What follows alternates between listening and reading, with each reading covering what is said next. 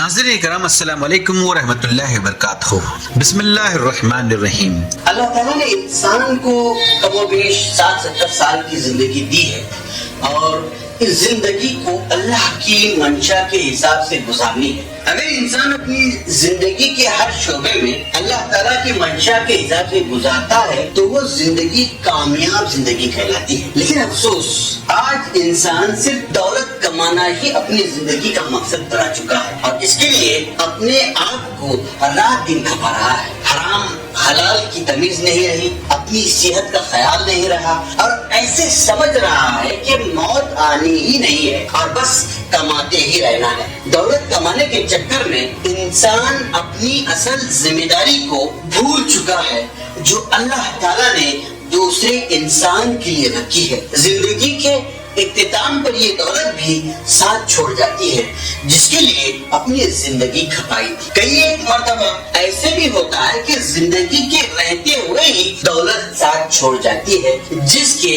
کئی ایک واقعات ہمیں دیکھنے میں ملتے ہیں. 20ویں صدی کے شروعاتی دور میں امریکہ میں کچھ ایک ایسے امیر ترین افراد تھے جن کی دولت کا مجموعی تخمینہ لگایا جائے تو امریکہ کے زر مبادلہ ذخائر یعنی جی ڈی پی سے زیادہ ہوتی تھی. کچھ سال کے دوران قسمت میں منہ موڑا تو دنیا کے 9 امیر ترین افراد میں سب سے بڑی نجی اسٹیل کمپنی کا مالک چارلس شواب جو آئرن مین کے لقب سے جانا جاتا تھا دیوالیہ ہونے کے بعد ادھار لے کر زندگی کے دن پورے کر رہا تھا اور اس نے سگریٹ کے دھوئے کے ساتھ ایک چھوٹے سے فلیٹ میں دم توڑ دیا. سب سے بڑی گیس کمپنی کا ایک مالک جس کا نام ہاورڈ ہابسن دماغی توازن کھو بیٹھا اور زندگی کے آخری دن یوں گزارے کہ ہر شخص کو اس کی حالت دیکھ کر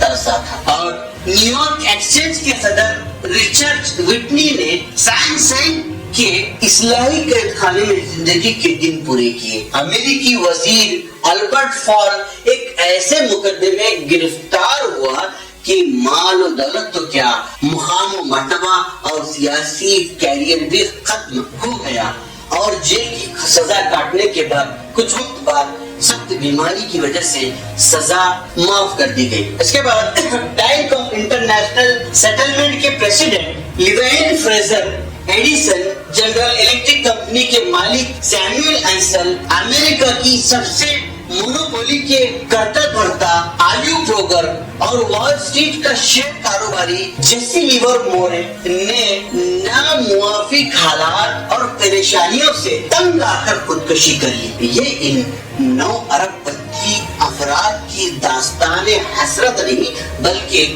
دولت کی بے وفائی کی یہ کہانیاں ہر ملک اور ہر سماج اور ہر شہر میں بکھری پڑی ہے. اپنے اطراف نظر دوڑائے تو بے شمار ایسے سیٹ نظر آئیں گے جنہوں نے تن کا کر کے دولت کا آشیانہ بنایا مگر تکبر اور گھمنڈ آشیانے کو لے ڈوبا. انسان کی کمزوری ہی ہے جو کہ ذرا سی دولت ملنے پر اترانے لگتا ہے اور اسی کو سب کچھ سمجھنے لگتا ہے. مگر جو لوگ دولت کو ہی سب کچھ سمجھنے لگتے ہیں یا پھر مال و دولت کے بل بوتے پر تکبر کرنے لگتے ہیں انہیں قدرت کی طرف سے عرش سے فرش پر پھینک دیا جاتا ہے. ہمارے دیکھتے ہی دیکھتے کتنے امیر سڑک چھاپ بھکاری بن گئے اور کتنے ہی غریب مالدار ہو گئے. انسان کی عروج اور زوال کی داستانیں کئی ایک بکھری پڑی ہیں